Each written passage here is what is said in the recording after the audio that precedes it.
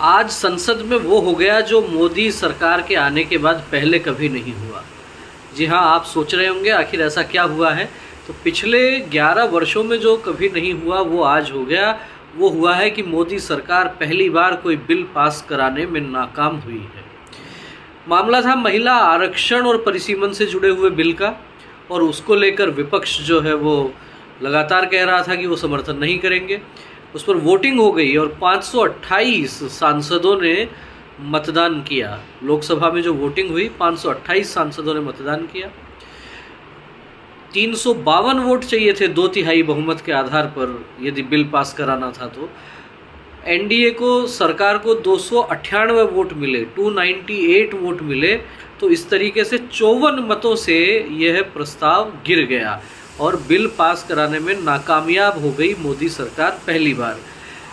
Voting के 1 घंटे पहले गृह मंत्री अमित शाह ने भाषण किया और उन्होंने अपने उस भाषण में जो कुछ कहा उसी से कहीं ना कहीं ये अंदेशा लगने लग गया था कि शायद मुश्किल है कि ये बिल पास हो पाए, क्योंकि अमित शाह ने अपनी 1 घंटे के भाषण में ये कहा था कि यदि ये बिल पास नहीं होता है तो इसकी जिम्मेदारी विपक्ष की रहेगी। यदि विपक्ष इसके समर्थन में वोट नहीं करेगा तो बिल का पास होना मुश्किल है।